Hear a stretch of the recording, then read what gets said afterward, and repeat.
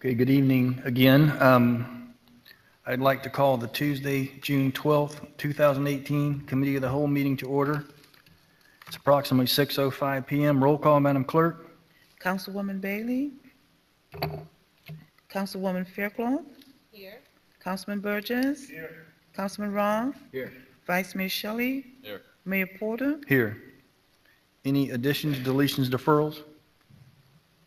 No. The first item on the agenda is a presentation. Tab 1, Mr. Manager. Mayor, we have the team here from the county to discuss. This is the study that we've all been waiting for everyone's kind of just a little history here. Last time we had a discussion about this is the study that they're trying to determine, since we have the busway that takes us from here to Dadeland Station, what form of transportation makes the most sense. And so what they're here is, after a whole lot of studying, they're going to present the results and answer any questions that you might have. And then what our expectation would be is, if you're comfortable, then at the next council meeting, we'd have a resolution if you want to support what their recommendation is or provide a different recommendation. All right. Thank you, sir. Thank you. My name is John Culpa with AECOM Technical Services at 7650 Northwest 19th Street, Miami, Florida. So thanks again for hosting us. And we're starting to do another round of meetings to present the next stage of findings. The presentation I have today is basically a recap that takes us through the alternatives workshops now that have been held in 3 locations along the corridor just a couple of weeks ago. In fact, we had one of the workshops right at your neighbors in Florida City.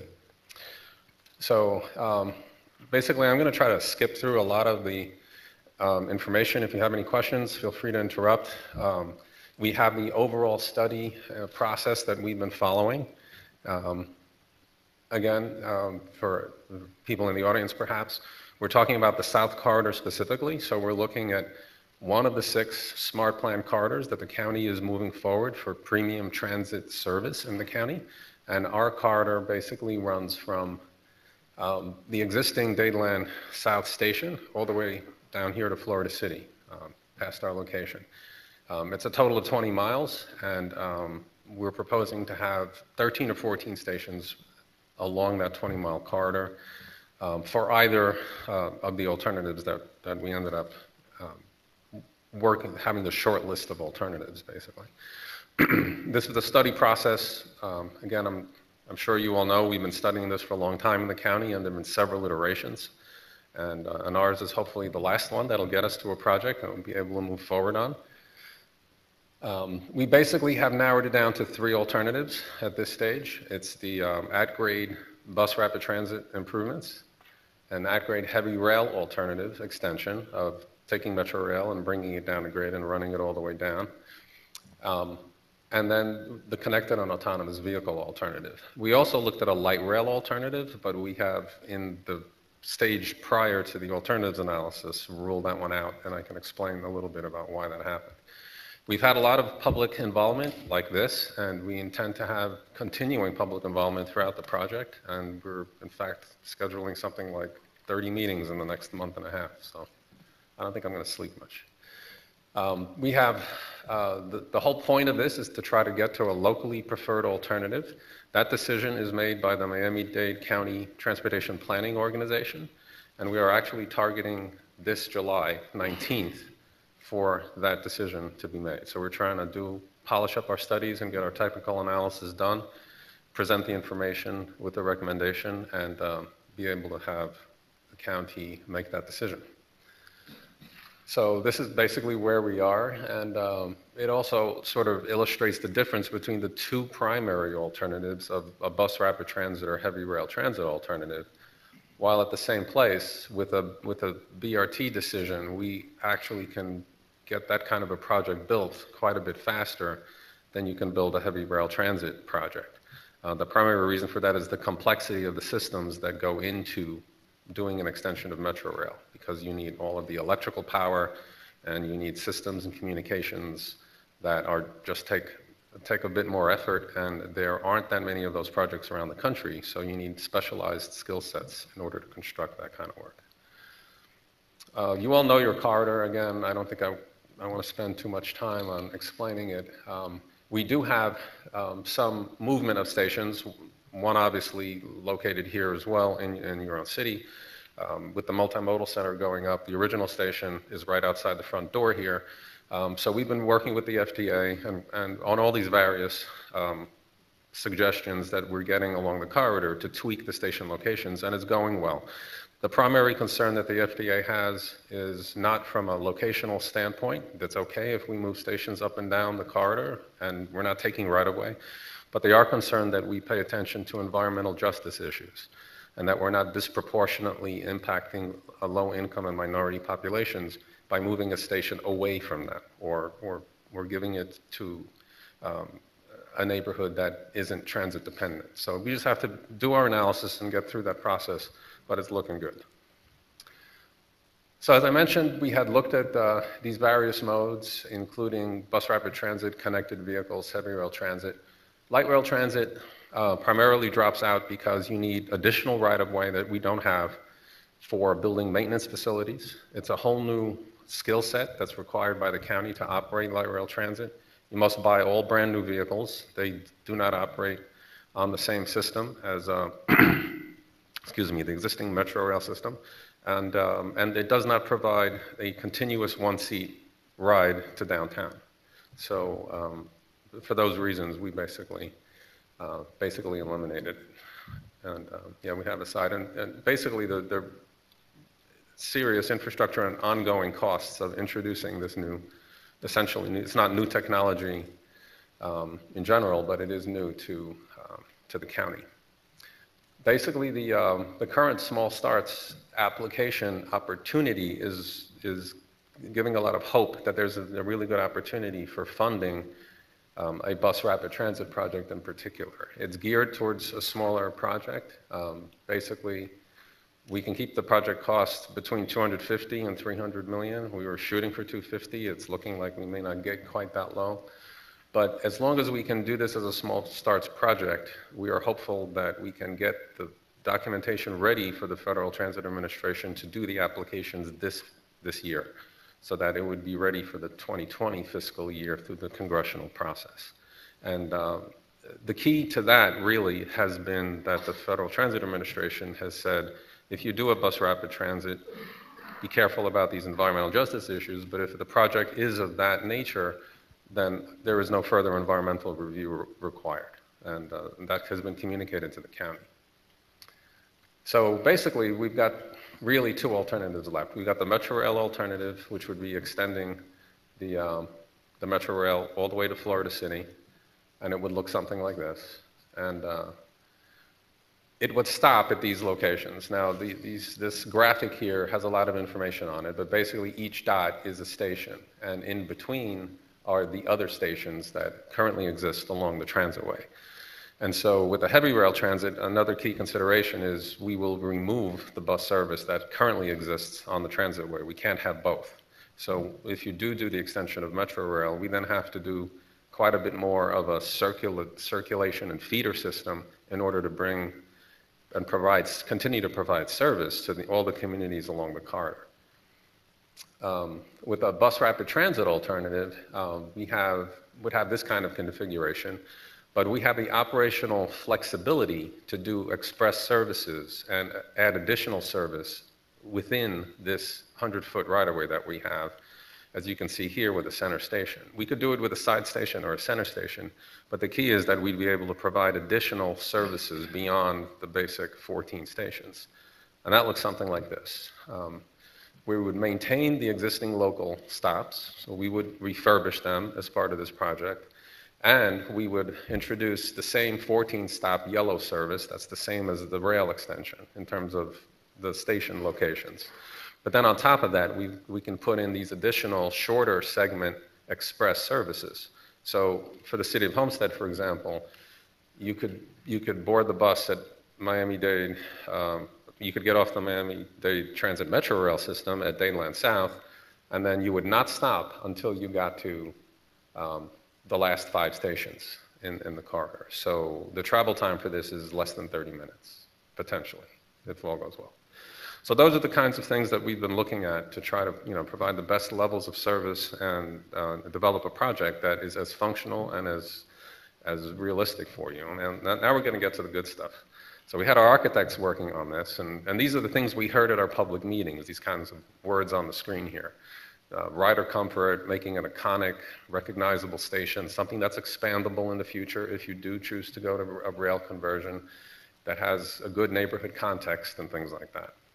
And so we started looking at ways to do that and accomplish a station design that gives you that kind of flexibility and gives you that recognizable, wow, this is a station now. Now it doesn't matter what's running in it. If it's buses, if it's trains, we have a station that actually looks pretty cool. It stopped clicking on me. Okay, there it goes. And so these two slides kind of would show an aerial view of, with the bus rapid transit station, it would look like this, and we would initially build it in this basic kind of configuration. And then you could expand it to rail in the future, basically doubling it in size in order to do that. But we can work underneath it, and we could work within it so we don't throw it away. It gives you the sense of space. We've introduced a way to passively cool it so that it could include solar panels and shaded areas. These would all be glass covered. They're not open to air here, so there's rain protection under this canopy. And it provides for lots of operational flexibility. We could use side platforms. We can introduce the center platform. We have some options going forward into how we actually configure it. You can have a nice wide sidewalk then when the heavy rail transit comes in. So it just gives us a whole lot of flexibility, and so far we've gotten a lot of positive comments at our workshops, especially and our various other meetings, on how iconic this really could be. We also looked at a second option, which was to, and you've probably seen inklings of this in the previous meetings, where we had separate platforms for the local and the express in the center. So we continued through just to, figure out the costs and the benefits of going with one option or another. But so far, the feedback we've gotten for the most part is, the larger single vault station is looking like what kind of people prefer than stations that are more similar to elongated bus stops or bus stations like this one would. This one would be air conditioned though. So that was, what's the trade-off between doing full air-conditioned space for the bus rapid transit in the center versus a larger station that encompasses everything but gives you more flexibility in the future. So this one's really hard to read on the screen, but we also basically did an evaluation of the key environmental, cost, ridership elements, and really we have an evaluation that's like 2 pages long, 36 different criteria for each little area. But it kind of boils down to these are the key things that matter. So the travel time, first of all, the ridership. We're getting pretty good ridership overall. In terms of basically, the statistics are hard to explain. There's weekday linked trips, but I'm going to try to explain it in a way that's maybe most understandable. The number of people that will get out of cars. So if we build a bus rapid transit system, we're in the range of 10 to 11,000 people that in 2040, after we build this, we'd be able to attract another 10 to 12,000 people out of their cars. With a heavy rail system, we'll attract about 16 to 18,000 more, so it's higher. So the rail rapid transit does do better because A, it's a train, and B, it's a one-seat ride, so you still have no transfer. But when you look at, you put that into the mix of how much it costs and the amount of time it takes, it begins to make you think about, where the decision will fall in terms of being able to get a project that's really pretty good. Because the bus rapid transit, on top of this, 15 to 16,000 people you have today, you'll be getting, mid 20,000 people a day riding the busway, which is, a very significant number. To compare, LA after 12 years of operation is up to about 32, 33,000. So you'll be pretty much in that same ballpark with this. And so we evaluated the other elements, and we're continuing our technical work. The traffic in terms of grade crossings is still probably going to be a major challenge. The new systems are being put in place. We think that we can still do better even than they were doing today. Right now, they've managed to shave about 15 minutes off the total trip because of the new signals that have been installed. And we think with introducing gates and better traffic control and education with the new system as it comes on, we should be able to shave another 5 minutes off that time. So our goal of trying to get to downtown from Homestead is pretty close to being achievable. A little over an hour, and you'd be able to get on a bus here, get to Dadeland South, have a reasonable transfer, and be in downtown in an hour to an hour and 10. I guess this is what we have yet to do. We have to finalize our technical reports, identify the recommended alternative, present to the TPO committees, and we're going to have another project advisory group meeting in 2 weeks, less than 2 weeks. And then we'll present to the Transportation Planning Organization Board in July for their selection of the LPA. And that should be it. So if there's any questions. Mr. Manager, Mr. Burgess? Thank you, Mayor. Thank you, sir, for your time once again. I know this has been a long process for you guys. You've got the travel time listed, I believe, at 40 to 45 minutes, if I've read your chart correctly. Yes, I can go back. Do you know what the current time is now for, I guess, what you guys would call an express bus from down here to there? They're achieving close to the 47, 40, they've hit 47, 48 minutes on some runs today. So that 40 to 45 minutes, that's for the stops. That's not for an express bus from here to Dadeland?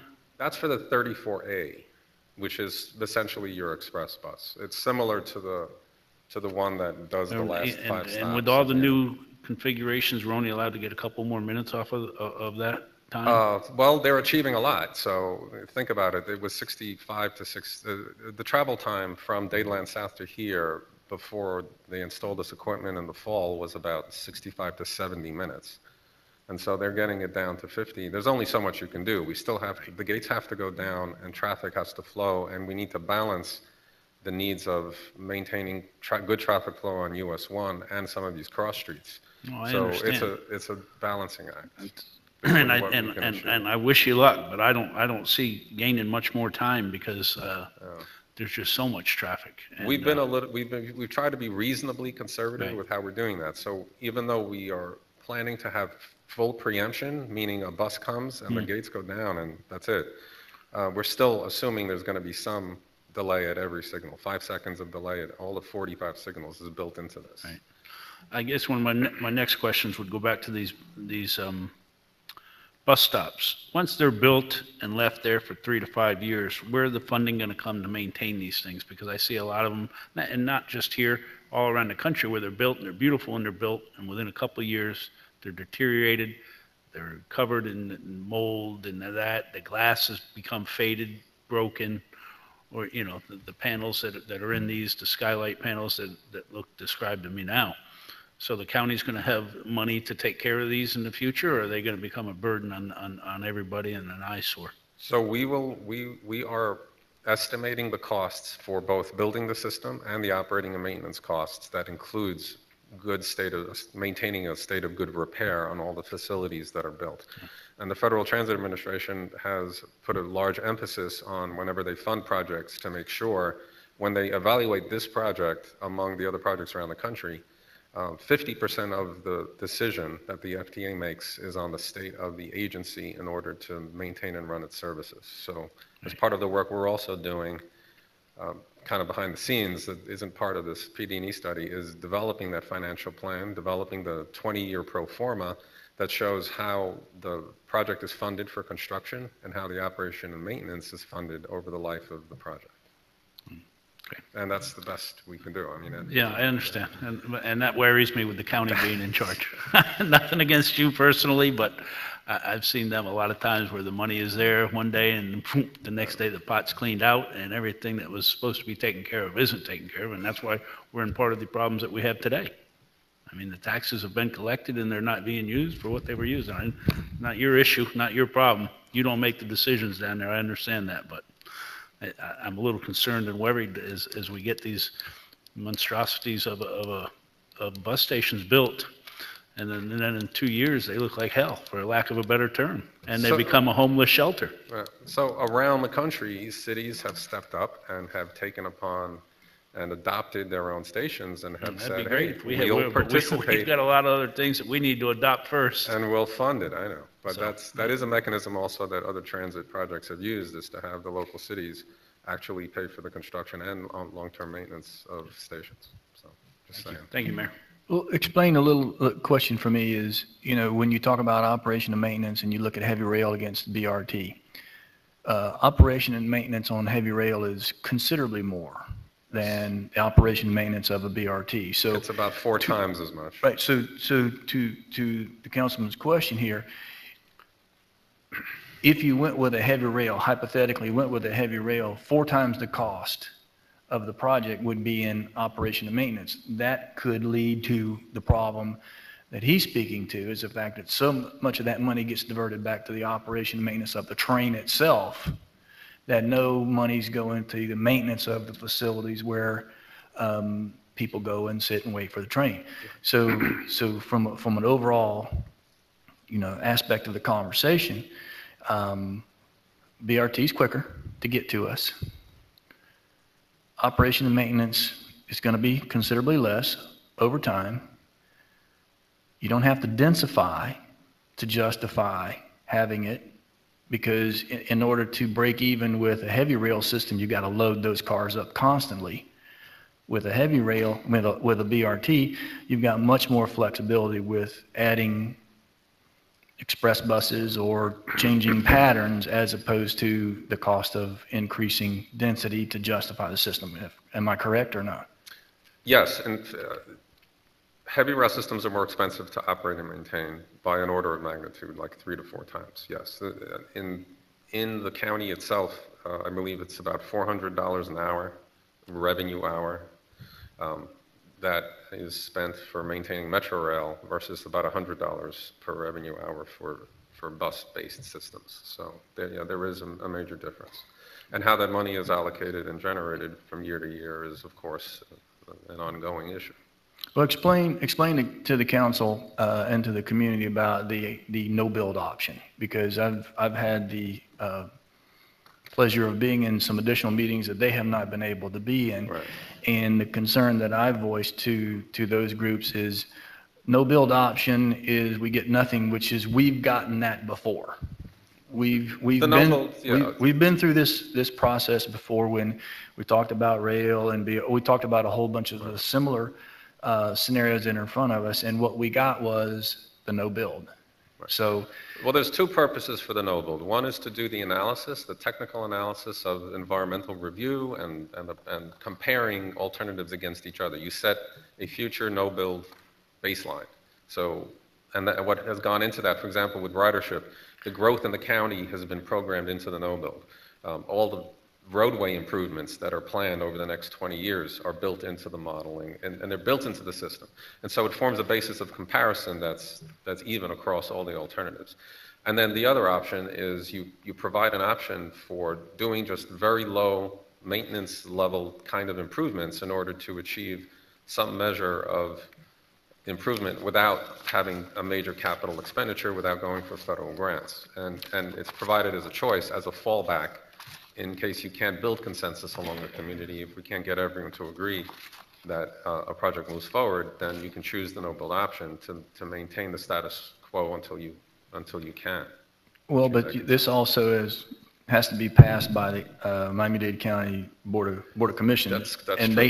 they have a pot of money, okay?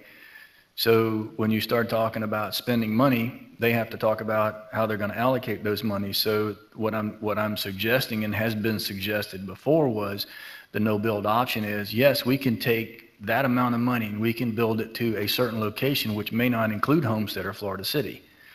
And that is my concern, and we've had this conversation, that Getting part way.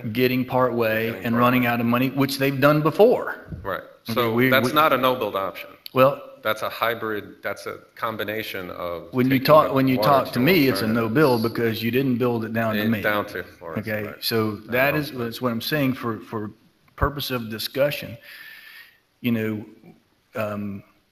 It begins to affect our ability to attract residents, attract businesses, because when it takes 2.5, 3 hours to get out of this county from the south end to the north end. You're taking 5 hours out of somebody's day sitting in a car.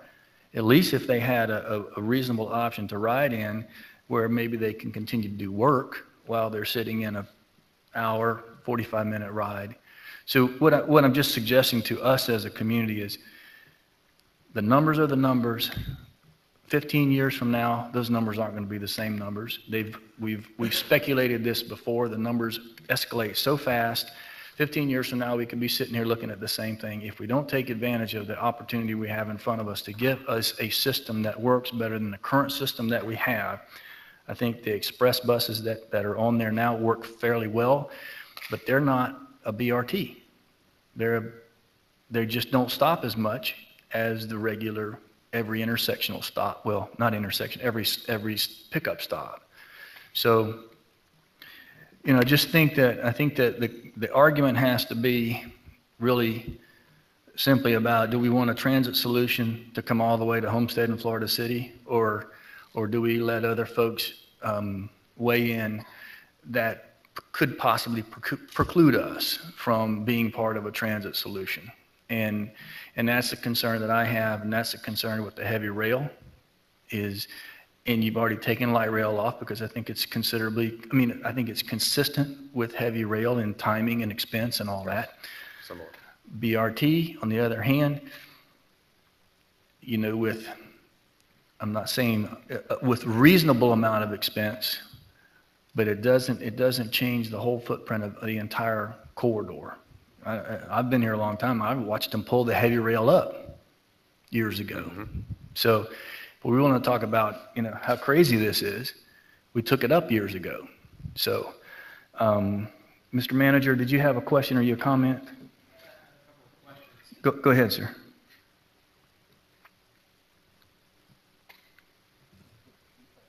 Go ahead now. I just wanted to get a few things on the record because we had some discussions, and I appreciate your team addressing some of the concerns that the staff and I had regarding the location of the station. You mentioned it a little bit. I just wanted to be clear because if, in fact, we're going to have some resolution on the next council meeting, what we've done is if the council opts for BRT or the other alternatives that we have specifically designated, whatever their endorsement of a plan is that would specify a specific location. And the location that we're talking about is the location parallel to Homestead Station, Chrome, the corner of Chrome, right there hugging the station. So when you come out of the garage, you walk and the station is right there. You have as short a walk as So I just wanted to make sure that is what the county is location. committed to doing, correct? Yes. Okay. And I know we have your consultant, but there's county officials here as well. Who's the highest ranking county official here in the office? Yeah. Okay, I just wanted to get her on the record as well, just to make sure that we have a commitment from the county that this is the location and it's not going to be someplace else. Well, it's just a matter of moving it a couple hundred yards. All right, but the plan as submitted to the federal government was to have the station at City Hall. So you'd have to leave the garage and you'd have to walk all the way to City Hall.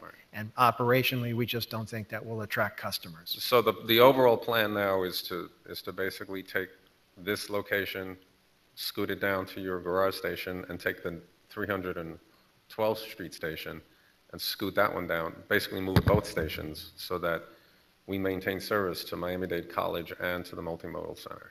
And so the type of location that you'd be proposing for the Homestead Station site would include the BRT, so you could hop on the BRT, or normal buses? Yes, it would be an express and local. And would you mind just going on the record and making, so that we have at least a record here, because our biggest concern here is as you work your way through, initially, based on Mayor Jimenez's memo on funding, because at some point, Mayor Jimenez had issued a recommendation for BRT for this corridor, and part of his rationale was that they would only need county and state funds to get it done. And then it came to our attention that the county opted to apply for federal transit dollars, which makes sense for a lot of reasons, but as that application was submitted, the locations that were designated was the location here at City Hall, as opposed to the Homestead Station site. So I just wanted to make sure that we're not now at the back end of the FTA federal process, and then somebody says, oh, we have to keep the stations here at City Hall. So are you committed that the station location, is the county committed to the station location is going to be at the city Homestead Station site? First of all, I want to clarify that the reason we're coordinating with FTA is not just to get FTA funding. The Transitway is a federalized property, so we have to get FTA's NEPA clearance or meet FTA's NEPA requirement in order to build anything. So your position is whether you opted for the funding or not with FTA, you'd still have to go through the NEPA process. Exactly. But the Because application this is that a- you submitted had the City Hall site. I just wanted to We make are sure. We're working since we met last time and received the city's official request to have the station right at the multimodal transportation center. We have been working with the FTA to clear the environmental perspective of this location, and we're heading to a very good direction. I have the confidence that we will get the clearance on this Okay. site. So Mayor and Council, the biggest risk for us is as they work their merry way down the FTA process, that at some point somebody says, well, it's too complicated to move the station. So I thought it was important that we at least establish a record so that if somebody downstream forgets, at least we have this, and that we're not kind of abandoned at the last minute. So, but you're comfortable that we have nothing to worry about at this point in terms of station location? We're doing our last minute, technical analysis to confirm that indeed there's no environmental justice issue at this location. That's FTA's concern, and we're going to write back to FTA with our analysis results. Hopefully before you have this result, we'll have the answer from FTA. The other thing I wanted to clarify, is because I know there's been a lot of back and forth on the issue of light rail, heavy rail, it should be rail, rail or bust. But these numbers here, just to put them in real dollars, in essence, what you're saying is that if you extend the metro rail, you don't save any time, whether it's metro rail or BRT, the amount of time it takes to get from point A to point B is the same exact time, give or About take the same. a minute or two, right? Because both categories, it says 40 to 45 minutes, correct? So there's no, you don't pick up any time, oh, trains are faster versus BRT, they're not faster. In fact, BRT might be a little faster, likely. Well, yeah, the BRT would be faster on those express runs because they don't stop until they just get to their area where they have their 4 or 5 stops. But you still have a one-seat ride. That's why the ridership is better on the heavy rail system and why the overall time to downtown would be better because you do not have to transfer with the train. Right. Okay, so So you still have that transfer penalty. the that transfer you have to penalty, get off. correct. We'll make it better. Part of our project includes an $8 million upgrade to the Dadeland South Station, for Right, so example. as you start thinking about what is the extra money by and what is by going with the more expensive system, in terms of time from point A to point B, from here to Dadeland Station, there's no difference in time. Okay. The second piece is what's the difference in cost? If you do BRT for that corridor, point A to point B, the cost you're estimating is between $250 and $275 million, correct? Right. BRT. BRT. Same for the cost for the Metro Rail is $1.2 to $1.35 billion. Correct. Okay, so you don't go there any faster, but the cost is astronomical. The other point here is that you have currently, whether you get the federal funding or you just use county and state funding, nobody is questioning the ability to fund the BRT, correct? It's a lot easier to fund. Okay. Nobody's questioning. Nobody's questioning that, but on the other hand, there It are would be easier. competitors to this corridor in regard to, you have a limited amount of funding and you have Yeah. potentially 6 corridors that every elected body and representatives of the county that have districts, they're all fighting for their piece of the pie, correct? Well, it's not just in the county. Actually, when you go to the Federal Transit Administration, you're competing for funding on the national level. So, of course, it's a much easier to justify and gain support with the Federal Transit Administration for a project that's in a $200 to $300 million range than a project that's over $1 billion. And so even if somebody concluded that, geez, it would be a lot better of a rider experience to have the wider car and to not have to get off and just have the seamless experience from one system to another, and that's worth going from $250 million to $1.2 billion, you'd still have to question, what are the chances of getting that $1.2 billion? And even if you say, well, the risk is still pretty good, we have a reasonable chance of getting that, what you would also have to determine is that seamless experience of not having to get off the BRT to get onto the heavy rail once you get to Dadeland Station, and just be able to get on the heavy rail here and just go directly to your destination, is that worth waiting 8 to 10 years for? And so the difference in time goes from, we could potentially have a BRT, our station opens 2019. The garage is built, people start parking in that garage. We're right there at the location of the busway. And then by 2021, people could actually be hopping on the BRT and going, potentially, correct? Correct? On the other hand, if we opt for the heavy rail, we're now talking about, well, today it's the 2018, 5, 6 years later. 2028, 2026, maybe, somewhere around there. Somewhere around there. And meanwhile, what we have is a garage that was built for a rapid transit system to target people so that they don't have to get stuck in traffic and they can get those cars off the road. They have to wait 8 or 10 years to do that. And I also asked about your estimates, because every other study I had seen about heavy rail systems, the costs for the 20 miles were more like $2 to $4 billion. And I just wanted to make sure I understood this.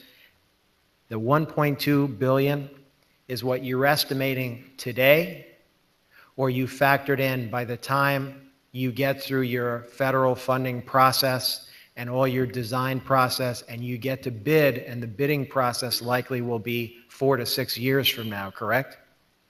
Right, so these are all, because of reasons like that, to wash out the differences between the time differential, they're all in 2016 dollars, I believe. 2016 dollars. So 2016. when I look at $1.2 billion, it's likely that when those bids come back in 6 years or likely more, it's Well, not going to be $1.2 billion. We've built 30% contingency at this stage, and one of the criticisms that we've actually received is that we have 30% contingency, but those are the reasons we have 30%. Yeah, and the flip side of your argument, and I realize both the political alternatives. pressure that you've been under to push this number down, and I appreciate the dilemma that you've been in. The most recent and relevant numbers we have of per mile costs for rail systems is the Fort Lauderdale Wave project, which just bids open not 3-4 months ago, and there the costs were $100 million per mile all in for a 3-mile loop. So all the studies that we've seen so far, and the studies have gone back for well over a decade, they're all based on previous projects from way back, plus cost estimators trying to project outward. But the real number that we have, the most recent fresh numbers we have, is the Fort Lauderdale, because the bids opened up.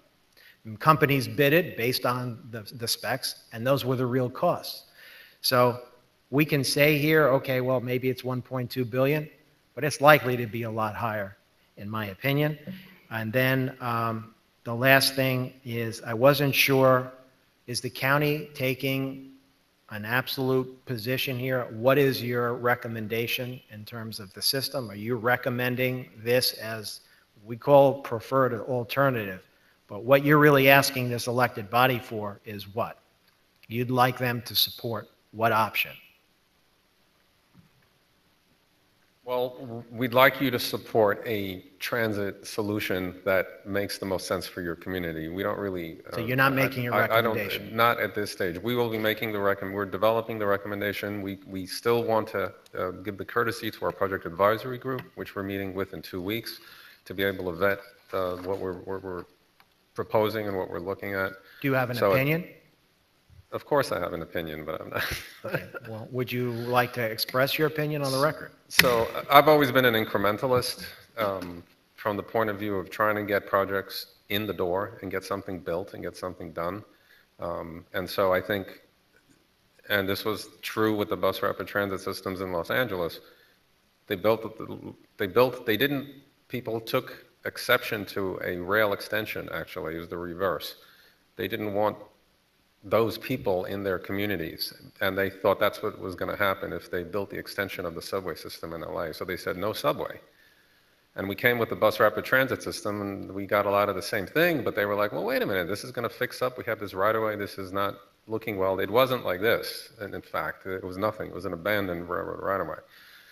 And so when the bus rapid transit system was actually implemented, now, 15 years later, the same people who were saying, no, we don't want light rail, we don't want trains, we don't want anything, are saying, where's the light rail? These buses don't work anymore. They're over capacity.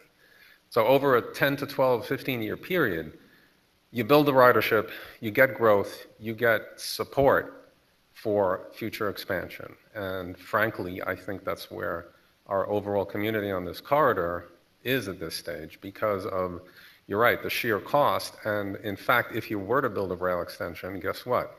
Probably should be elevated.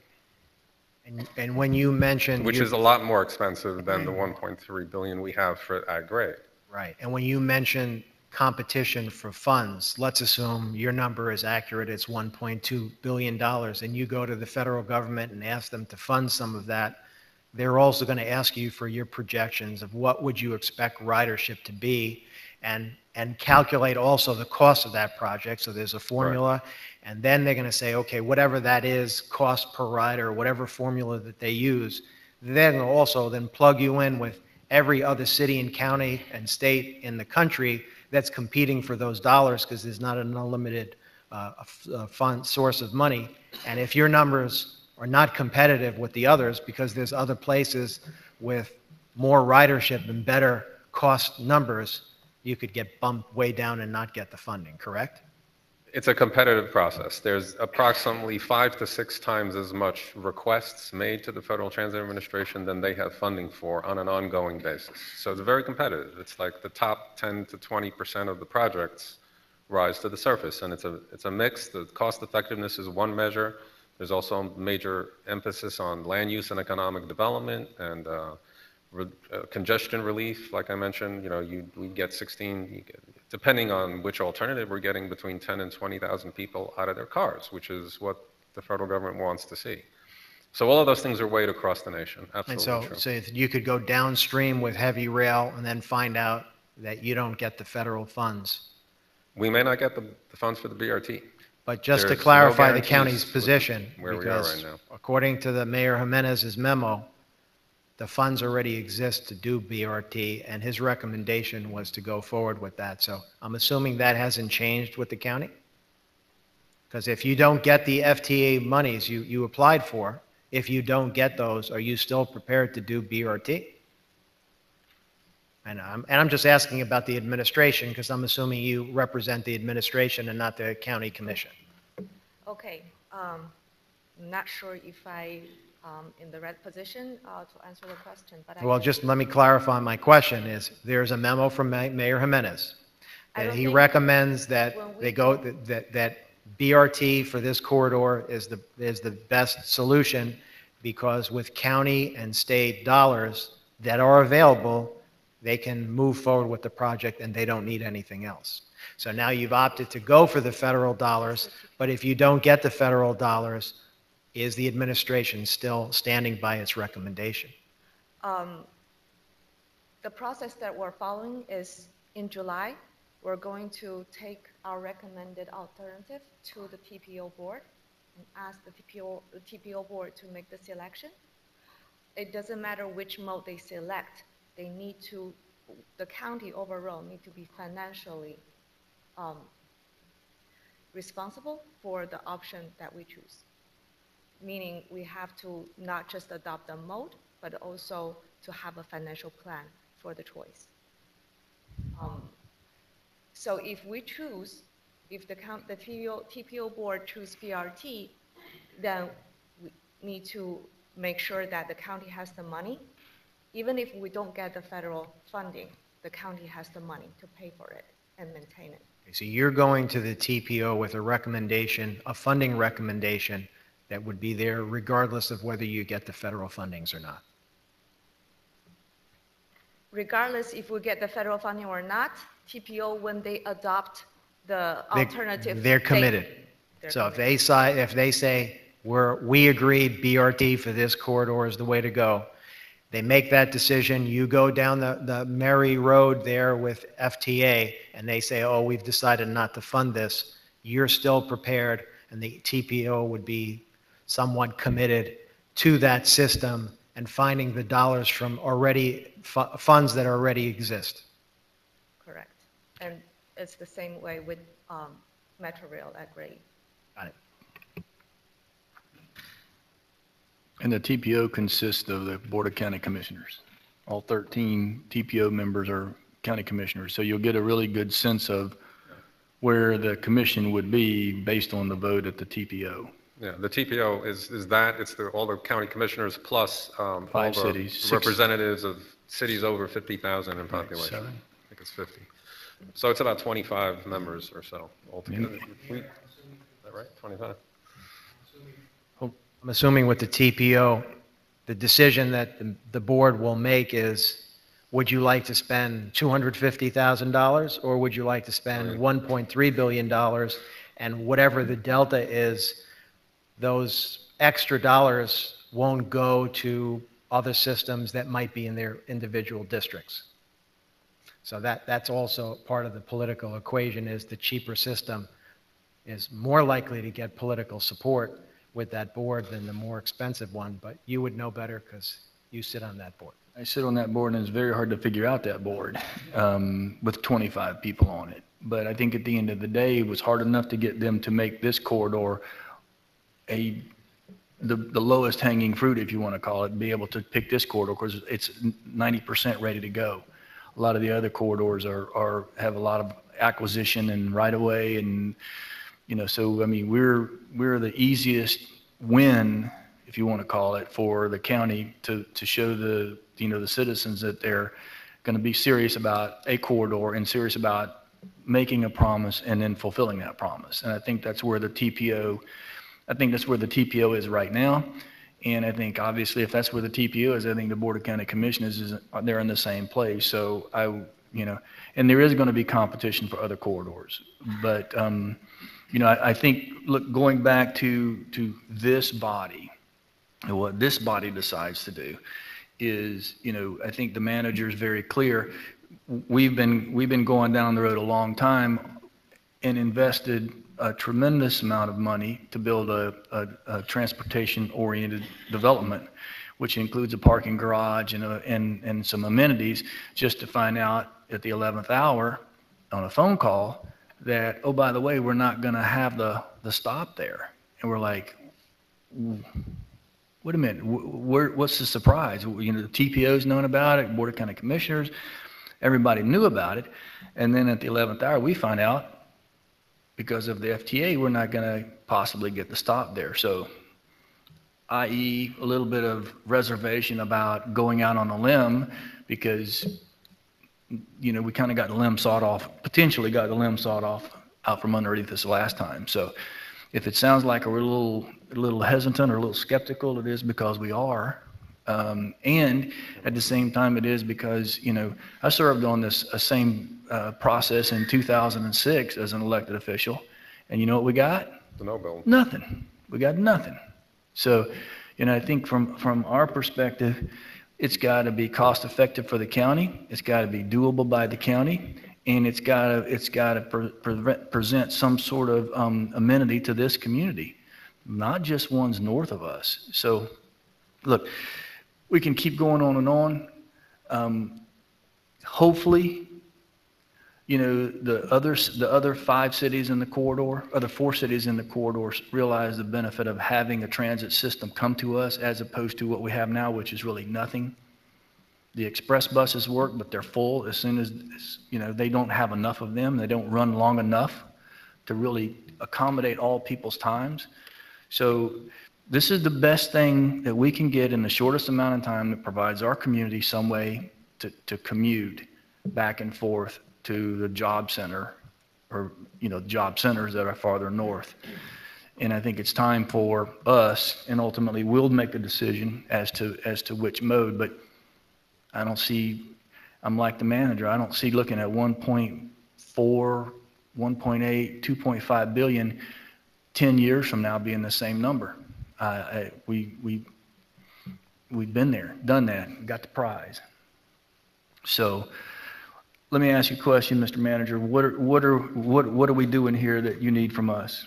Couple of things. First, we wanted to make sure they presented their findings, which they had promised that they would do. Second, we wanted to make sure we got on the record that the station request was there and that you basically had all blessed and made sure that they understood that's where you want the BRT or heavy rail station to be, not here at City Hall.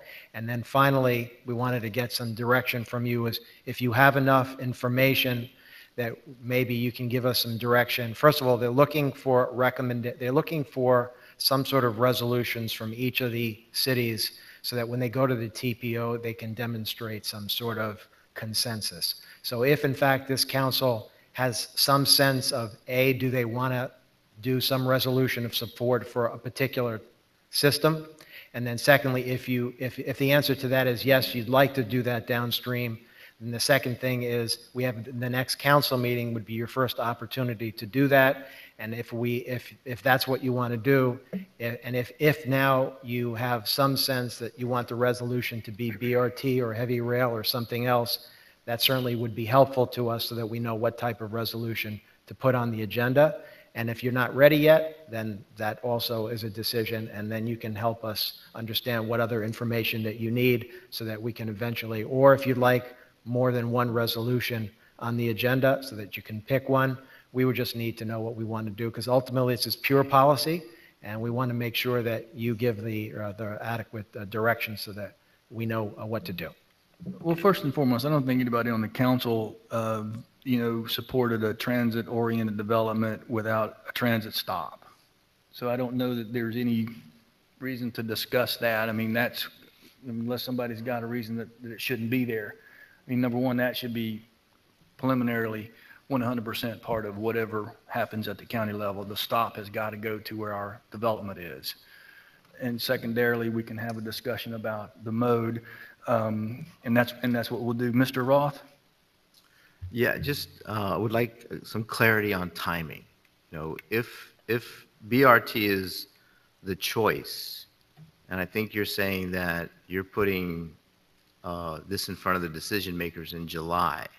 If they decide that the BRT is what everybody, I can't say everybody, but most people feel is the right mode of transportation coming down this corridor, if that decision is made in July, when would construction begin and when would it be complete? So I can maybe go back to the slide that had the schedule.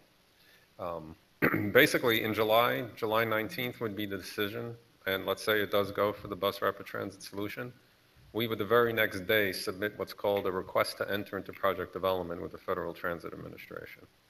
They then have 45 days to review that, make a decision. Yeah, you're ready to go into project development, and then we then go through the cycle to try to get all the information prepared so that they can actually we can make the report to Congress that is issued by the Federal Transit Administration on funding recommendations in February of 2019. So basically, it's blow and go, another way to put it.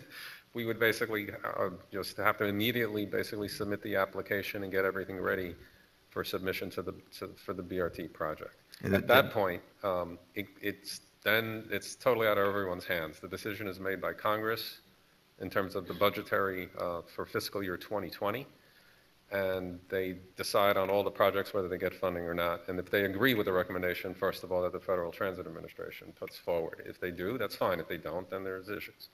But assuming they do that, then at the same time, the county would be developing a design-build criteria package. We would move ahead and develop a design-build criteria package, do the early steps to get ready to issue a design-build contract so that when the federal funding decision would come about sometime, for the budgetary cycle of 2020 would be in September, October of 2019, when the federal government decides its budget. When that budget includes this project, they could then issue the RFP because the money would be coming.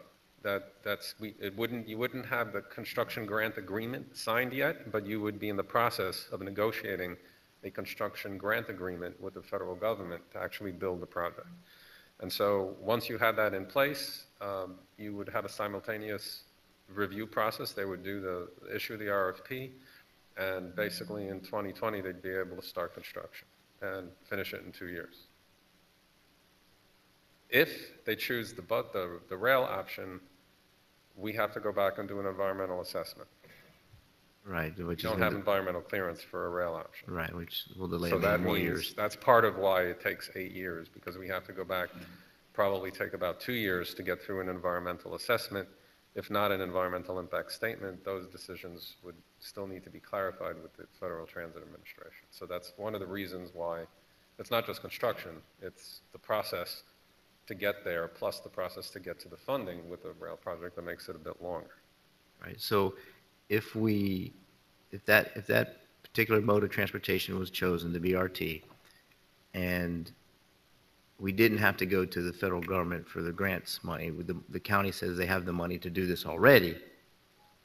But the Florida Department of Transportation has basically strongly encouraged in the letter that they wrote to the administration that they pursue every single possible funding option, including federal funding, in order for them to secure the state dollars as well. So the state does not want the county to rely just on the state's support.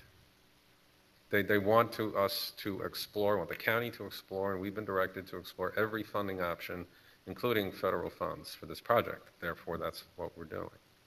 So the soonest, if everything went as scheduled, that system wouldn't be completed till about 2022, 23, End of 21, 22, end of 21, beginning of 22. 22. So that's like 3.5 years from now. And that assumes like an 18-month to 2-year construction process. Remember, with the BRT, we're only fixing the station areas, basically. So you get the new iconic station, and those areas are fixed up. The rest of the guideway, about 16 out of the 20-mile length remains the same. We don't change that. Right. Because to me, that's, plays a big role, the timing of everything. We've been talking about this, and as the mayor pointed out, he did this back in 2006 with no results at all. And here we are, basically 2 years again from when the conversation started in 2016 for the most part. And it'll be 2023, so it's basically 7 years. And then if we decided, as a body that heavy rail was the alternative, now we're delayed another 8 to 10 years probably before we have any real movement of people back and forth. So, 3 years, 4 years, to me is a lot better than 10 years, especially with the problems we have already on the roads. I know that the traffic signals and all that stuff, and the improvements that you've made have made some changes, but I think it's time that if we have the opportunity to get it to our city, it's time to do something and to make a decision so that they know what to do with it and take it to the TPO group. So that's my thoughts for now. Thank you for your answer. I appreciate it. One other thing too, you said it before. If you do a BRT system now and the community really aggressively approves of it, uses it, and then there is a buy-in for a transition to a rail, you can do that. We can do that. I mean, but in the meantime, you're enjoying the opportunity to have a transit system while you're transitioning to a heavy rail. Yes, the money's going to be, but the whole situation could be different at that point. The thing is, my concern is that we wait to try to get a heavy rail system that we can't afford right now, that people don't really buy into yet, and then ultimately it doesn't work. you know, my position is, look, I mean, I'm very concerned about timing, and my thing is, we need to have BRT. These won't look like buses. They won't act like buses. They'll ride like a train. Hopefully they'll look like a train. They'll function like a train. They'll be on rubber tires. That's the only difference if we do this right. And that's what I think we should, as a community and as a county, is seek to get as close to a rail car look and feel as we possibly can. And then I think people they'll enjoy the ridership, they'll enjoy the opportunity, and I think the ridership will go up, and maybe eventually somewhere down the road, maybe we end up with a heavy rail one-seat ride all the way downtown. I don't want to wait 12, 15 years for that. So, We can't wait that long. any other comments or discussion or points, Vice Mayor? You reached for it. Yeah, thank you, Mayor. Yeah, I mean, I don't know if any of the options are great options or perfect solutions, but I think of all the options that are in front of us, you know, I think that what the mayor just stated and what you stated as well, as far as the incremental concept, you know, that right now we need a solution, and we need a solution that's feasible, that can be built, that can possibly have the money to build it, and do so in a quick manner. And so right now, BRT seems to be that solution. Of all the solutions that are here before us as part of this study, that is the only solution that seems to meet all the check boxes. You know, but with the option of, because of the way that you guys are potentially proposing to build this, with the stations and with the covers and things of that nature, that it wouldn't be hard to transition it to a heavy rail system at some point in time, you know, in the future, if that became what everybody decided they needed, or wanted, or potentially some other completely new form of technology that may exist years from now that is better than any of these systems. Because again, I think all of these are okay, but because this wasn't planned out 20 or 30 years ago when the cities were being built, you know, it's all kind of a hodgepodge. So it's the best of what can be done with what we have. So hopefully technology will solve this problem in a better way years in the future. But in the meantime, I do think that the BRT is probably our best thing from the city of Homestead's perspective, as well as has the highest chance of actually getting built and built quickly and actually put to use to kind of relieve some of the roadway stress. So I concur with kind of what everyone has spoken about here, and I think that with the choices before us, that's the best option at this time. Is anyone opposed to asking the manager to bring back a resolution for consideration that would lean to a BRT system, and also include in that resolution the support for the transit hub stop? Is there anyone opposed to that? Would you do that, then bring that back at the next, and let it for consideration for the entire? Yes. Thank you. And also, I'd like to thank the county folks, because they have put a lot of time and effort, and their expertise is tremendous. They really know their stuff, and we're very grateful for everything that you've done. Thank you very much. You have a very tough job, and thank you. That was, I sat through it for a year, and it was no fun, but appreciate everything. Thank you. Appreciate Thank you, it, Mayor. Mayor, Councilman, thank you very much. Okay, the next item is tab 2, is the consent agenda. Approval of the minutes, excuse me. Is there a second? All in favor? Motion carries. Tab 3, Mr. Manager. Mayor, 3 air cooler bundles are needed to replace the existing aging coolers installed on 3 Fairbanks Morse opposed piston engines currently in service at the Gordon W. Ivy Municipal Power Plant. These air coolers are required to cool scavenging air using cold, raw groundwater and have reached end of life. Staff recommends Mayor and Council approve the award of ITB 201-828 to U.S. Auto Radiator Supply Company of Broward, the lowest responsive bidder, in the amount of $43,185. Is there anything from the council? Anybody want to talk about air cooler bundles? Anyone from the public? Okay, I'll close the public hearing. Any final comments? Is there a motion? Is there a second? Second. All in favor? Aye. Motion carries. Tab 4, Mayor, if that one didn't excite you, how about fuel dispensers at the fleet management facility? The purpose of this bid is to replace the aging fuel dispensers at the fleet management facility, which are approximately 22 years old. The replacement of these dispensers will provide the ability to dispense more fuel more efficiently while improving data collection and monitoring. The CIP on this one was originally approved for $35,000, but due to a revised scope of work, the actual cost for the project was increased to $38,839.89, a difference of $3,839.89.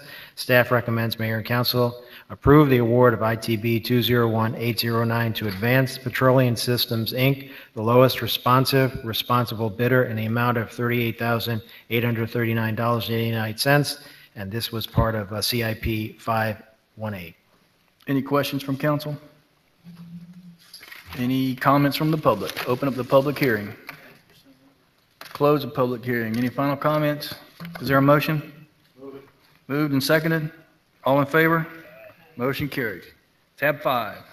Mayor, on March 21st, 2018, Mayor and Council approved the reallocation of $68,000 of Community Development Block Grant Entitlement Funds for the purpose of funding senior activities in the community. On April 6, 2018, a notice of funding availability was published in the South Dade News Leader requesting applications from nonprofits. In addition, approximately 90 nonprofits were contacted by mail and 15 by email, resulting in 2 applications being submitted. On May 1st, 2018, a committee of evaluators met to review and score the applications. Love and Hope on a Mission proposed a comprehensive program that includes physical activities, educational programs, arts and crafts, and meals. YMCA of South Florida proposed a physical activities program that offers aerobics, strength and flexibility components, and nutrition education designed for older adults. Staff recommends Mayor and Council approve the award of Community Development Block Grant Entitlement Funds to the Young Men's Christian Association of South Florida, Inc., and Love and Hope on a Mission for the following amounts: YMCA, $27,000, Love and Hope on a Mission, $41,000. Questions from council? Ms. Fairclough? You can go first, because I may You got a take, long list. it may take a You're minute. probably so- going to answer all my questions. Okay. Okay, so this is something that I have been advocating for a couple of years. And from a historical perspective, last year, we put out an RFP for an operator to come and facilitate or host some senior programming. And we had, I believe, was it one applicant? One applicant. And the total amount was about $46,000, somewhere around there. And that wasn't enough money to host a quality program. So we didn't host a program. Now we have another opportunity to host a program for senior citizens, and I am not happy with what's before me today, because one, I don't understand why it was split up. If $41,000 or 46 or however much wasn't enough then, why are we splitting it up now? And what I envision from this program is not what's being recommended on tonight. So I have several questions for the applicant, staff, and the consultant. So I'll start with the applicants. If a representative from YMCA can come up.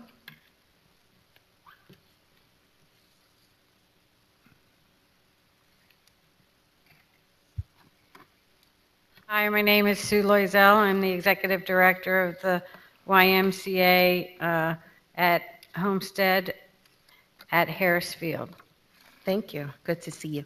Good to see you. I was reading through your packet, and there were some questions that I didn't see. Perhaps I overlooked it. I'm not sure.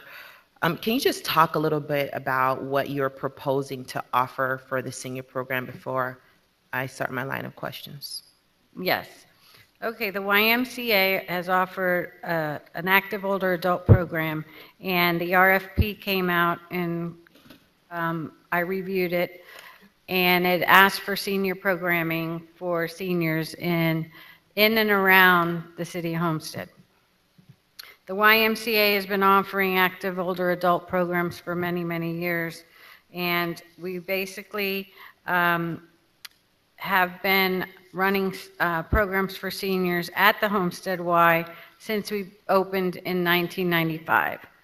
The YMCA definitely serves our seniors. If our seniors that we have here with us today, who've been here since 5, could stand up and You could see our seniors that are here.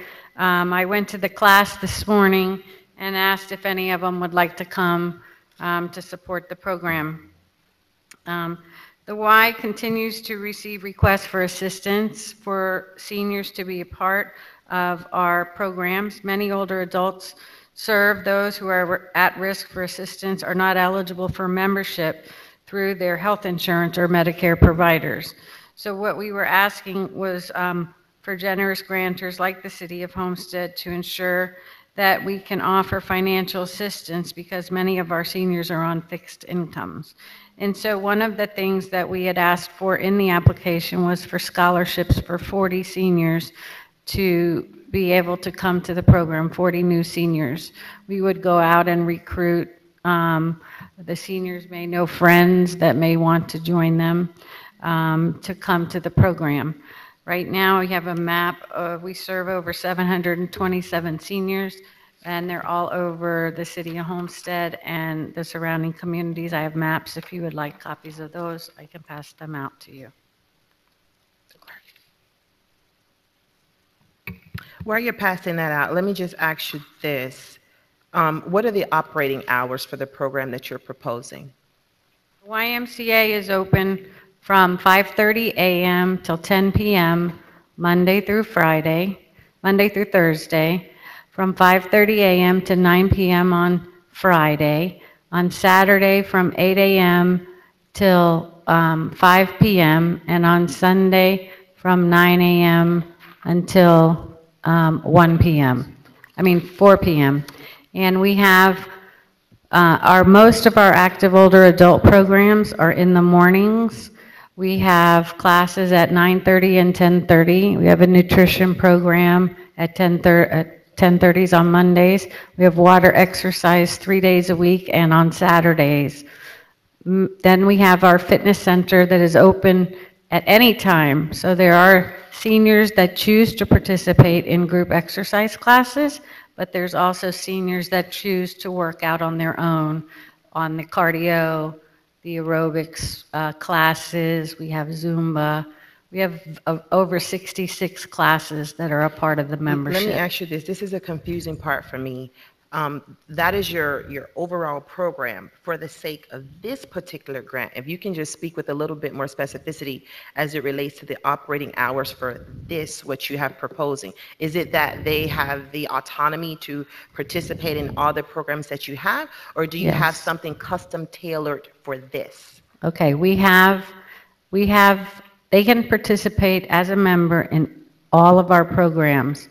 As I said, some choose to be in the chair. A lot of these people work out in the chair. It's called Enhanced Fitness. That's a specialized program where they do activities. We offer those at 9:30 and 10:30 in the mornings, Monday through Friday, every day. From 9:30 to 11:30. There's 2 classes. Okay. We also have classes, nutrition education classes that they can participate in. But also, there are many seniors that don't want to do their exercises in their chair. There's many 62-year-olds that can work out on their own. So they're able to go in and use the machines, use the treadmills, all of the hours that I explained to you. We have many. We have a 78-year-old man training now for the Ironman, who's at the Y every day. We have seniors that just choose to play basketball in the gym just to get a workout on their own. There's an adult basketball league. The focus of the budget is for people to help teach the classes as we grow the program, and also to get some additional chairs for the new members that are coming in for the classes. The budget is also used for the water exercise classes. Right now, it's on Saturdays, and we were hoping through this grant to add 3 more classes, Monday, Wednesday, and Friday, for water exercise in the pool. Okay, let me stop you right there, because I have a lot of questions, and we really need to get through this. Is transportation provided? No, the city has a bus stop the city trolley has a bus stop at the Y, and it comes every hour on the hour at the YMCA, and many of our seniors come through the trolley. Are meals provided? No, we do not provide meals. They come, we have coffee, they have, we do potlucks where the seniors have, socialization is a big part of our program. And so our seniors have monthly potlucks where they bring in and they socialize and they have food there and they do socialization. Another part of the program was to add field trips and take them for social outings, but I understand that that was cut out by the office, so we only have remaining the two dances, so the seniors could have an evening activity and have a DJ and have a dance on site at the Y. Okay, thank you. Now, I just have a couple of questions for Love and Hope on a Mission, and then I have questions for staff. Thank you. Thank you. And I'm asking these questions because I don't understand how council can make an educated decision on this absent of the packets, the proposals. So, I mean, to provide a recommendation for us to approve when you don't have all the information, I have know- a copy if No, you'd no, like no, me to no. pass it to the clerk and she No, can make. yours is 200 and something pages, so. Yes, it's They won't be able to read all that very tonight. That's large. why I'm asking these questions, to provide some type of clarity if council will be making will be voting on this tonight. But, Yeah, I thank you for your time, and if you have any other questions, I'm here, but the program is really critical to those who can't afford it, and it's all based on the sliding fee scale based on household income and family size. okay. And that's thank how you. we determine who gets what subsidies. Thank you. Thank you.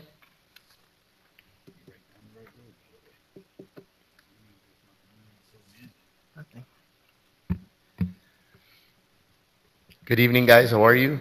My name is Ernie Hernandez. I am the president of Love and Hope on a Mission, and this is my good friend and consultant, Rochelle. So who will be answering the questions? Because one of you. I will. Okay. Okay. Sure. So, talk a little bit about what you are proposing to offer. I've noticed there's a big need in the community for the elders. We always forget. We pay attention to the kids and forget about the elders.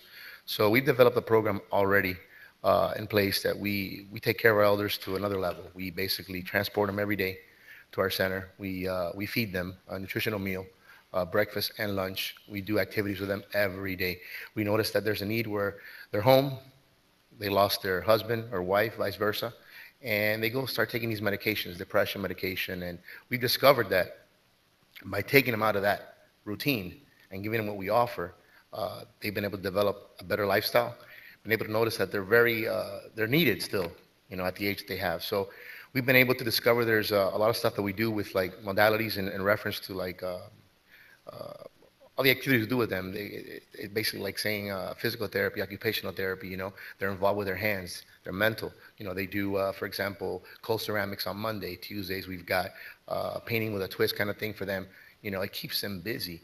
So we've developed that program, and we've noticed that we're limited to what we can do, by ourselves. That's why we're here asking for the funding to be able to expand that to other elders and other people that are in the community that can benefit from this help and this program that we offer.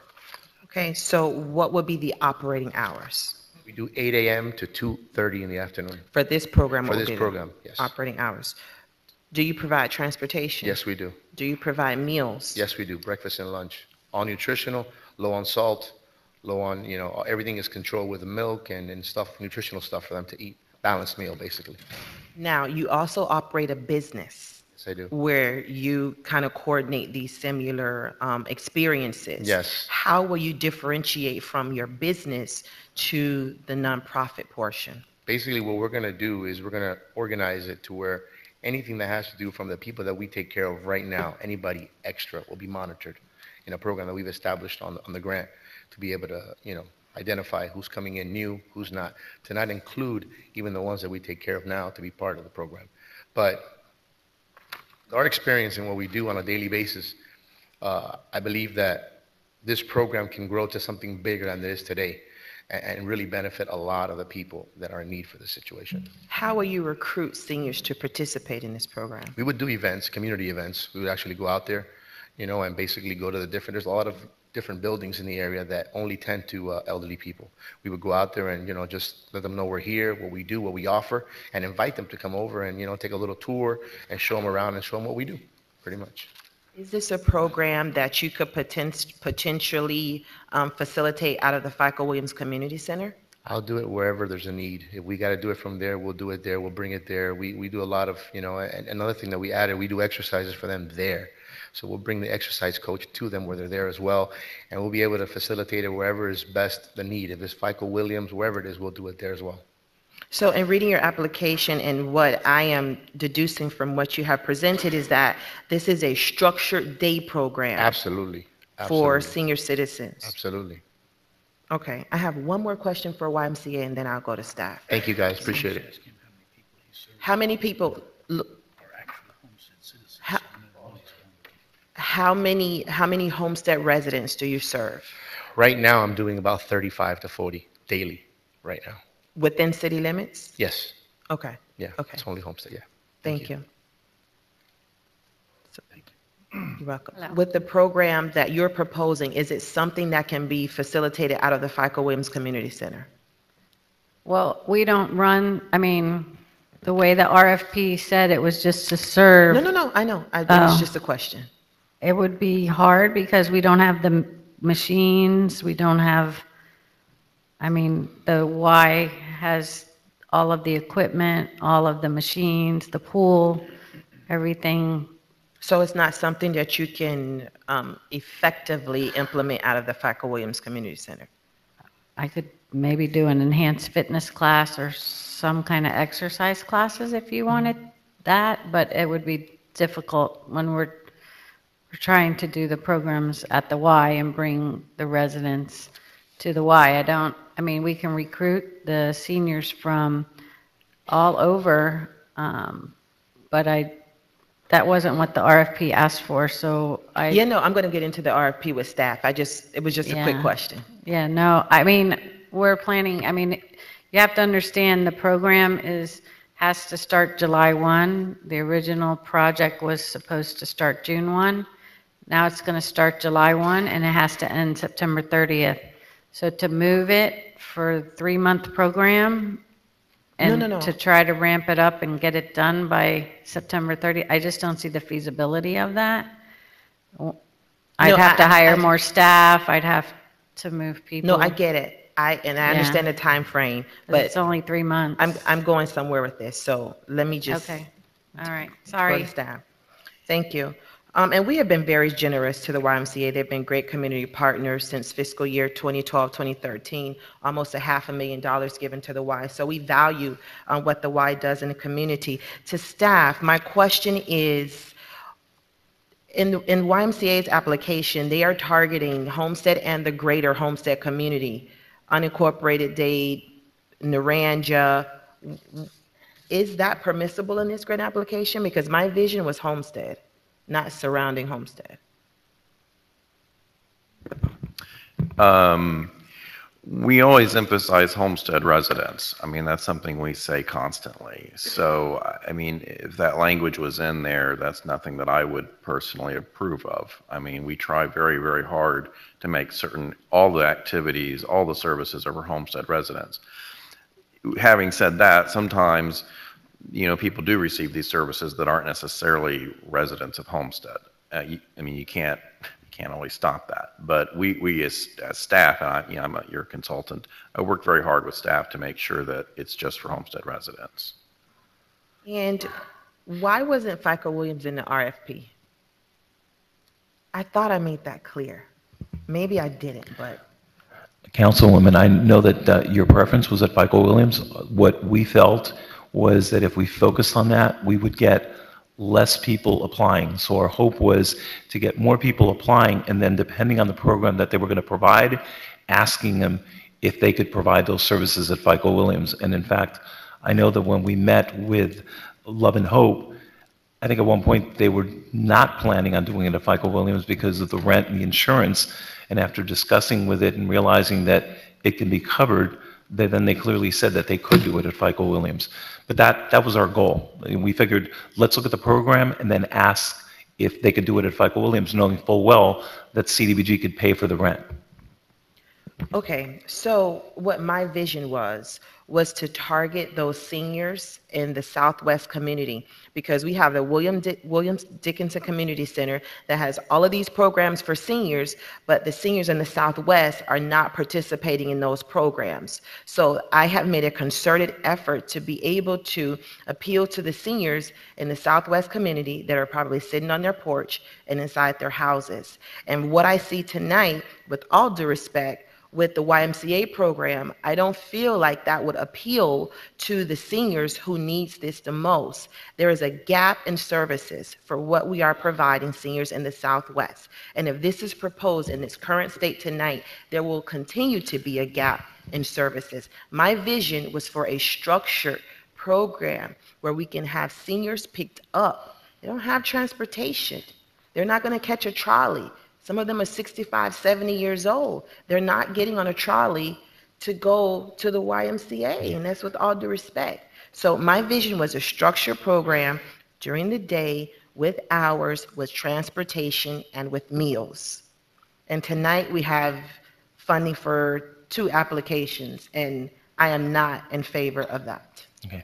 If I could address that. One, you're correct. That wasn't made clear in the RFP. If in the future that is the hope of the entire council, then we'll be more specific when future RFPs go out. But please understand that we didn't take money away from Love and Hope. The reason their budget was cut was, one, we had to shorten the period of time from July 1st to September 30th. Second of all, when they first submitted their application, they had almost 40% was administrative costs, which we told them administrative costs have to be basically limited to about 15%. That's the reason that it was short. So it wasn't that we took money away from them to give to the YMCA. No, I didn't say you took money away. Okay. I just asked why. I don't want it to appear that I feel like you took money away from Love and Hope to give it to the YMCA. That's not where I'm going. Okay. Where I'm going is the structured day program is what I wanted. Transportation and meals. Now, if after the resubmission of the budget, that's what it came to, then so be it.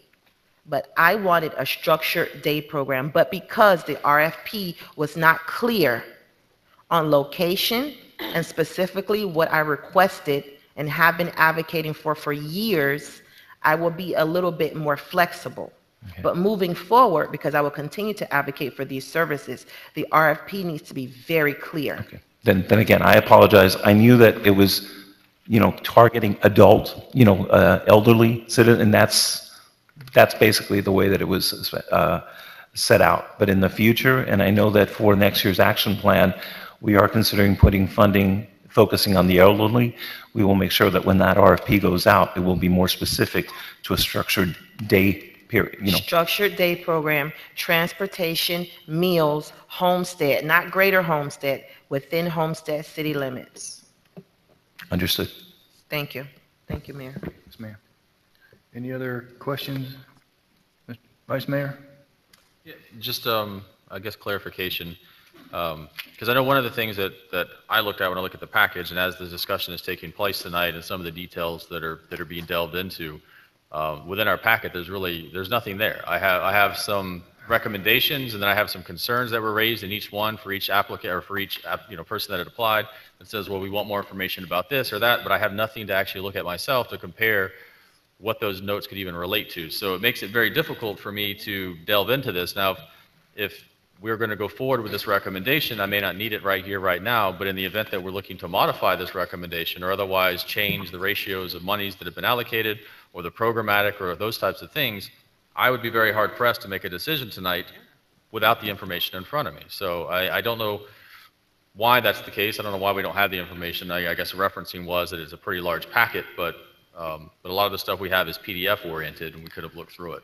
Yeah, but then Vice Mayor, to address, you're correct. Historically, we've never attached them to the agenda item, but they have been made available to council, and unfortunately, they were only made available to Councilwoman Faircloth that was a mistake on our part. It should have been made available to all of you. I That would have apologize. been helpful, knowing that one of us had a question, that all of us got the same information, because then we could have been better prepared to know that, okay, we need to delve into the details of this, and/or if decisions were asked to be made, if Councilwoman Faircloth had asked us to make a decision tonight or to reallocate anything, we could have been prepared to do so, where now there's just no way I could do it, so.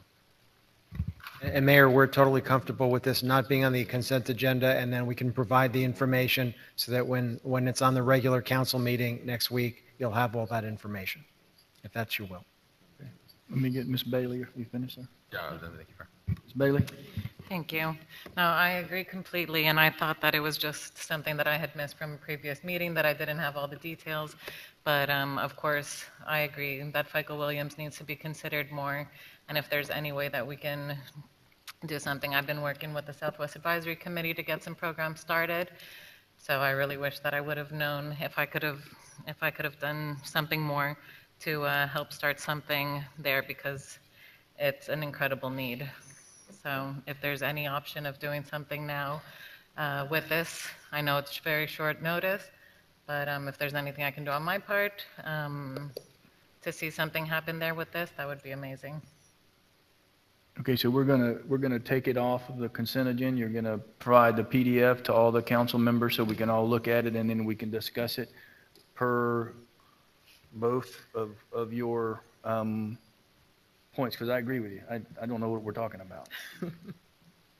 Ms. Fairclough? Yes, thank you. Only because I requested it, because whenever I see CBG, my antennas go up, because I know that's, I'm all over it, so no pun intended. And Mayor, there was two basic things. First, it should have been in the packet, and it wasn't. Second, when a council person asked for it, everybody else should have gotten it, so there's no question the ball was dropped here, and we apologize for that. Now, I know there is a time frame for this, and you had referenced taking it off. I don't want to slow this down, because the monies have to be expended by September 30th. So September 30th, have to start by July 1st. July 1st. So the only reason I'm approving this tonight was because of how the RFP was written. If it was written correctly, I would totally modify it. But I don't feel comfortable doing that, because both applicants applied according to what was written in the RFP. So I don't want to slow this down. I just wanted to put my concerns on the record. No, I agree completely, and I think what you're suggesting, Mr. Manager, is continue to we're going to put it on the council meeting next week. Yes. For final vote. It's just not going to be on the consent agenda, and we're going to all be provided the background information. We have the rest of this week and a little bit of next week to get the details that we all individually want. Correct. Okay? Everybody good with that? Yes. So this one is going to be pulled, right? On the regular agenda, not on the consent agenda. And Okay, we so just tab- need to make sure the clerk and ACMs, we make sure that gets on the agenda and it doesn't slip off. Thank you. Okay, so we're done with tab 5. We're going to go to tab 6. Did the applicants understand? You guys understand what we're doing? We're moving the project, but it's going to be moved on the Wednesday night meeting, and whatever the council's decisions are, if there's funding moved around or whatever, but we'll have a decision by Wednesday of next week. Okay, thank you. Tab 6. Mr. Manager? Mayor, the State Attorney's Office is hosting a free seal and expunge event which aids in crime prevention, better careers, educational, and housing opportunities that will have assistant state attorneys, notary publics, clerks, computer background check tables, and fingerprint printers present. The application process is free for the public. The event will be from 4 to 7 p.m. State Attorney is a nonprofit organization. State Attorney's Office requests Mayor and Council authorize City Manager to approve a waiver of usage fee for the total amount of $200 for the use of FICO Williams Community Center Banquet Hall on November 15, 2018. We've done this before, haven't we? Yeah, okay. Any questions from council? Any comments from the public? Is there a motion on the fee waiver? Moved and seconded, all in favor? Motion carries. Tab 7. Staff recommends mayor and council approve the attached resolution authorizing the city manager to approve Garland DBS for the repairs of roofs at wastewater treatment, water plant, and fleet. The repairs are needed due to damages received during Hurricane Irma. Garland DBS will provide all roofing, supplies, related products, and services as required. The amount is, it's materials, tools, equipment, repairs located at wastewater treatment, $155,033. The water plant, $26,871, and fleet, $25,936. Staff has determined that it would be in the best interest of the city to purchase services from Garland DBS under the U.S. Communities contract. U.S. Communities is a pre-bid kind of a process, so we use them all the time for these kinds of. The purchasing alliance. Purchasing alliance, exactly, okay. Any questions from council? Any comments from the public? Close the public. Any final comments from council? Is there a motion? Is there a second? Moving second, all in favor? Aye. Motion carries. Tab 8.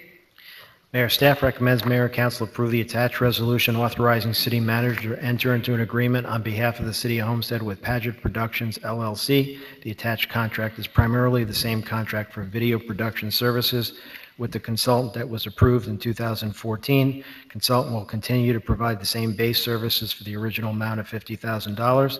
The primary change to the contract is that it allows the city to contract for additional production services if needed in an amount not to exceed $25,000. Questions from council? Where's the applicant? I'm kidding. He's in his I'm kidding. cubbyhole in the back. Kidding. I'm kidding. Questions from council? Ms. Fairclough. I have a question. The original consulting agreement, I believe, was $50,000 annually. Yes. So what necessitated an additional $25,000 and like additional funds if needed? Basically, what happened was we had certain additional projects that we wanted to do. For example, the utilities wanted to do maybe a little something for their customers or water department, and he didn't have the capacity, so he couldn't charge anymore because we had a not to exceed of $50,000. So in essence, what we're saying is the only change we made to this contract is to get the certain base projects that he's been doing these past 4 years, X number of projects per year, and then anything that's above that, if somebody asks him for an additional project, he'll give them an estimate, and then we'll approve it per project, and as long as it doesn't exceed $25,000. So basically, different departments had requested his services. Yes. For their departments, and you had reached that threshold already. He's just been doing the same projects. We do a monthly show, and we do the budget video, and we do certain things, and so we wanted to be able to accommodate the additional needs, and we weren't able to ask him to do. We could have said, look, don't do a show this month, but we just felt like having our regular show and having certain base things that we're doing, we wanted to keep with that, but we also wanted to have the additional capacity to do more if need be. So they didn't have money, those departments didn't have money in their budgets to pay for it? It wasn't actually the money that was the issue, it was that he has a not to exceed $50,000, so in essence. Period. Oh, okay. Yeah, so we couldn't exceed $50,000. We couldn't give him another project because then it's stacking of contracts, and so all we're doing is basically raising the cap from 50 to 75. Okay, perfect. Thank you. Thank you. Any other questions from council? Any comments from the public? Any final comments? Is there a motion on tab 8? Moved, seconded. All in favor? Motion carries. Tab 9. Staff recommends mayor and council approve the attached resolution and authorize the city manager to enter into an agreement with G4S Secure Solutions under state contract 921215001401 for security services not to exceed $100,000. GS4 specializes in integrated security solutions that mitigate risk and add value. Anyway, it's basically for the security here at City Hall. Right. That's the guard, that's the person out front. Questions from council? Comments from the public? Is there a motion? Moved and seconded. All in favor? Motion carries. Tab 10. The Children's Trust of Miami-Dade County has awarded the City of Homestead a grant in the amount of $140,328. The grant funding is for the implementation of an 8-week summer college preparation program through the Police Athletic League program. The program will target 60 youth who will participate in academic enrichment activities, artistic development classes, life skills training, leadership team building exercises. At the conclusion of the academic program, 7 weeks, the youth will participate in a 1-week statewide college tour that will include site visits at the University of Central Florida, Bethune-Cookman, Florida State, Florida A&M, University of Florida, and Tampa University of South Florida. To end the tour, the youth will go to SeaWorld for the day. Youth will participate in 3 local college tours. Enrollees will participate in FIU ropes course, kayak challenge, and glass bottom boat tour. The funding will also purchase 25 laptop computers for the program. Staff recommends Mayor and Council approve the attached resolution and authorize the city manager to execute the contract agreement with the Children's Trust of Miami-Dade County. Questions from council, Ms. Fairclough? Thank you. No question, just a comment. Just like to thank you all for the work that you're doing with this program. I know last year it was very successful. The middle school and high school stakeholder group is a group that is underserved in this community. There's very limited opportunities to engage them on college preparatory activities. So I just wanted to thank you for hosting this again this summer. I noticed that you'll be operating out of the FICO Williams Community Center this summer and not the Homestead POW Gym, correct? And then this year you're purchasing if you can just come up, because I feel like I'm talking from a distance. You're purchasing 25 laptops this year with this funding. What would that bring you to, the amount? Last summer we purchased 60. We did at the end of the summer give away, I believe it was 8 laptops. They were to the students that did the best in the overall improvement in math. Speak a little louder. Overall improvement in math, English, science, and so we had them categorized like that, and then in overall performance. So we gave 2 to each of those. So we now adding the 25 and taking those 8 away would be, 85. Yeah. So it would be in the 70 range, Okay. like about 75, 77. Well, that's a nice amount Yes. in order to be able to. We do have 60 kids that we serve, so with the 77, that also gives us enough for the instructors to also use them. Do you have students that attended last year that are also attending this year? We do. You do? We definitely do. Why did you move from the PAL to the FICO? We actually did use the FICO Williams as well last year because the younger kids are served at the PAL gym. So in order to meet the capacity, we had to expand to FICO Williams. So this is our second year there. And how are you recruiting the students? We've done it through social media, through the city's social media. We've gone to the schools as well, and we've done enrollment drives there. We also went to some of the graduations for 8th grade graduations to speak to parents to try to get them involved. We've gone out to some community fairs, passed out flyers. The teachers that we have that are participating, we also gave them flyers to pass to their students and parents. And how many do you have currently enrolled that will be starting on the 18th? We are anticipating that we have already collected applications, about 40, and we have about 15 people that already are saying that they're going to turn in applications, and we are every day getting phone calls and emails saying that there's more people interested. So, very good. Thank you again for the work that you do. And if there's an opportunity for me to come over and speak to the kids or engage them, I'd be more than happy to do that. Thank you. You're welcome. Ms. Bailey? This is going to go too. I just wanted to say the same. Thank you guys so much for everything that you're doing. I'm so happy to see the life skills part of this. Not so important nowadays. So same thing, if I can do anything to help out. I had one question regarding capacity. If you do make it to your 60, can you have more? Well, we are funded to take up to 60 students. Okay. But we do anticipate if we do have a few extra, accepting them in. Where the capacity becomes a problem is a lot of the trips.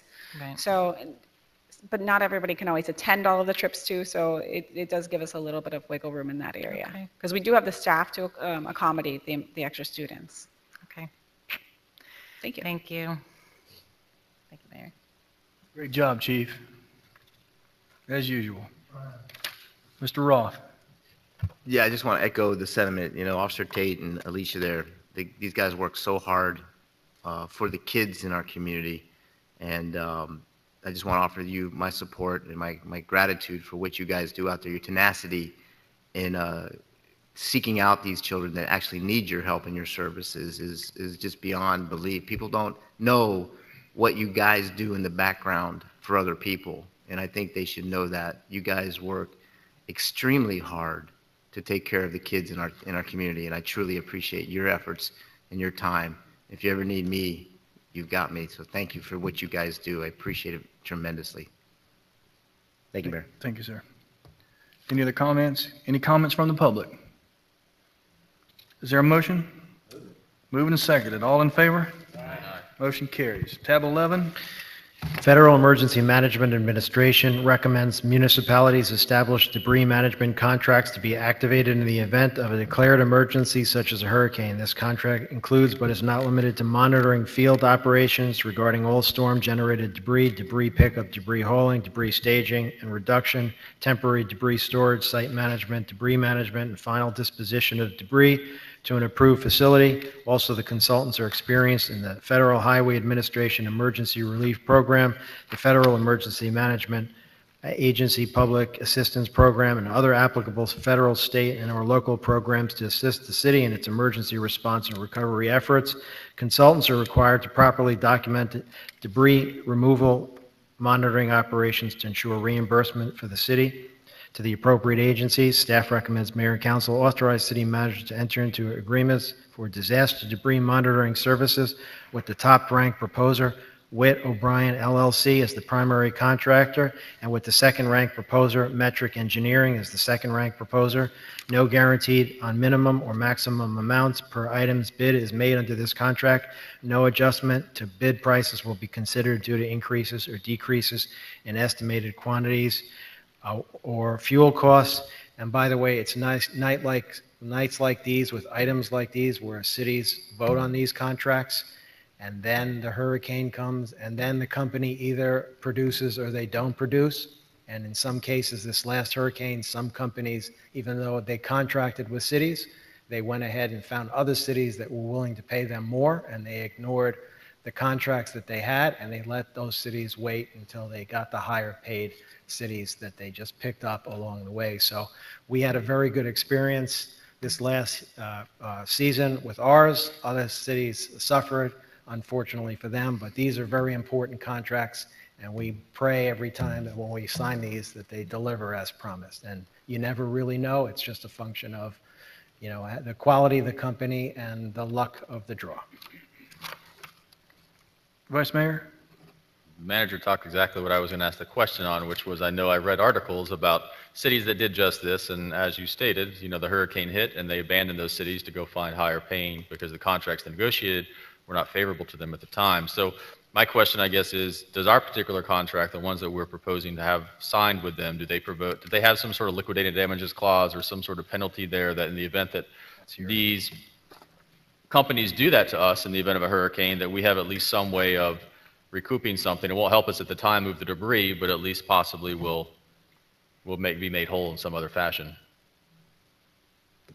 It doesn't currently have a liquidated damages clause. We can go back and address that if you would like for that issue, because we were successful last year.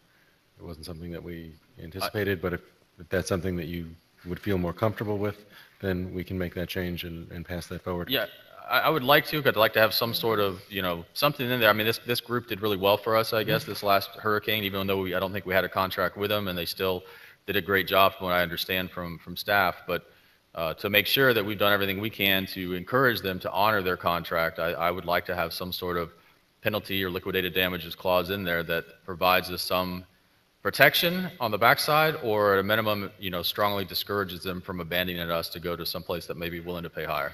What we can do is we can put this off the consent agenda. We can ask them, not sure how they'll react to it, but we could certainly try. Okay, perfect. Thank you. Okay. Anything else, sir? That's all. Thank you, Mayor. So we're going to pull this off? They'd be on the agenda, but not on the consent. Okay, so it won't be on the consent. So that'll be two items. now, you want us, well, let's see, any other comments or questions from council? Anyone from the public? Okay. You want us to vote on this, but you're going to have it on?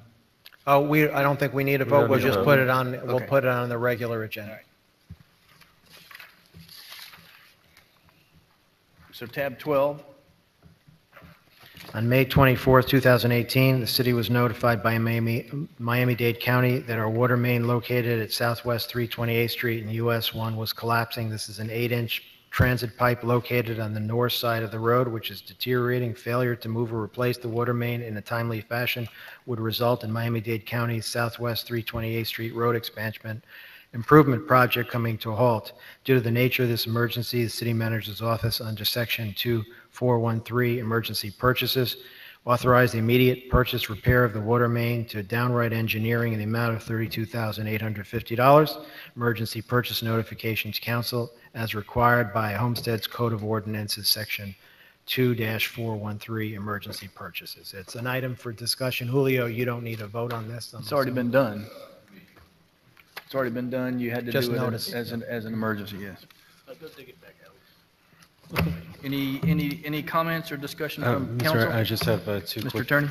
I need to request executive sessions in Charles v. Homestead, case number 2017-018295 in Miami-Dade County, as well as City of Homestead v. General Chemical Corp., civil action number 16-2873 in the United States District Court in the District of New Jersey. Thank you. That's it. Anything else? Is there a motion to adjourn? Motion carries. Good night. Thank you.